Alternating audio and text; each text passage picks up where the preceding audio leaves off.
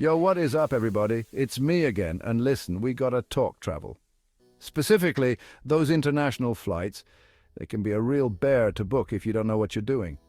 I've made every mistake in the book. Seriously, overpaid, got stuck in layover hell, you name it. But you know what? Those mistakes, they taught me a thing or two. So sit back, because in this video I'm dropping some serious knowledge bombs on the 5 mistakes you absolutely have to avoid when booking your next international flight. Trust me, this is going to save you some serious cash and headaches. Let's do this. All right, so you're pumped about your trip, right? You're thinking, let's lock in these flights, like 6 months out. Best prices for sure. Hold your horses, my friend. Sometimes booking crazy early can backfire. See, airlines are always playing this game, this pricing game. They use algorithms, fancy math stuff, to figure out how much they can squeeze out of us. And when they see a surge in early bookings, guess what? They jack up those prices. Plus, if you book super early, you're stuck if your plans change. Life happens, right? So maybe chill out a bit before you smash that book button. Now, let's talk about layovers, the necessary evil of international travel. Look, I get it, sometimes a crazy layover means a cheaper flight, but trust me, I've been there, stuck in some airport for what felt like a lifetime, and it's not pretty. Before you book, really dive into those layover times. Is it a quick hop, or are we talking hours of airport purgatory? Because a short layover might sound good on paper, but factor in delays, customs lines, and suddenly you're sprinting through the airport like a maniac. Worst case scenario, you miss your connecting flight and your whole trip is shot. Not cool, my friend. Do your research. Plan those layovers wisely. Chapter 3. Visas. Your ticket to entry or not. Okay, this one's huge, people. Visas. They're not just a formality, they're your golden ticket to explore new lands, meet new people, and experience different cultures, but they can also be the biggest hurdle in your travel plans. Think of visas like the bouncer at the club. You don't have the right stamp, you ain't getting in. It's as simple as that. No matter how much you've planned, how excited you are, or how much you've spent on your trip, without the right visa, you're going nowhere. Seriously, every country has its own rules about who can waltz in and out. Some countries have very strict entry requirements, while others are more lenient. It's a complex web of regulations that can be confusing and frustrating. Some countries, you need a visa just to step off the plane. This means you have to apply for and receive your visa before you even start your journey. It's a process that can take weeks or even months, so planning ahead is crucial. Others, you're good to go for a certain amount of time. These countries offer visa-free entry or visa on arrival for short stays, which can make your travel plans a lot easier. But even then, you need to be aware of the rules and limitations. But here's the kicker. Visa requirements can change and you don't want to get caught out. So do your homework. Always check the latest information before you travel. Governments can change their policies at any time, and what was true last year might not be true today. Check the embassy website for the country you're visiting, make sure your passport's got enough validity, and get those visa applications in early. Some countries require your passport to be valid for 6 months beyond your stay, so don't overlook this detail. Don't let a little piece of paper ruin your whole adventure. A visa might seem like a small thing, but it's absolutely essential. Without it, your dream trip could turn into a nightmare. So take the time to understand the requirements, gather all the necessary documents, and apply well in advance. Your future self will thank you. Remember, a well-prepared traveler is a happy traveler.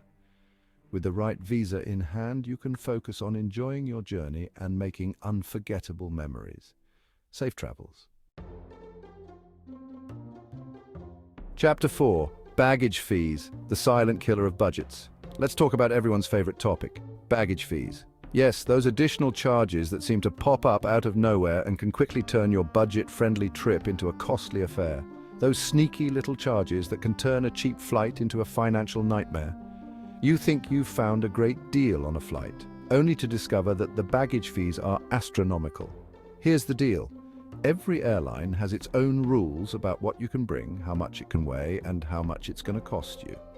Some airlines allow a free carry-on, while others charge for every single bag, even the first one. And trust me, those fees add up fast. A few dollars here and there might not seem like much, but when you add them all up, it can be quite a shock, especially if you're traveling with family or for an extended period. So Before you even think about packing that extra pair of shoes, check the airline's baggage policy. It's crucial to know what you're getting into before you arrive at the airport.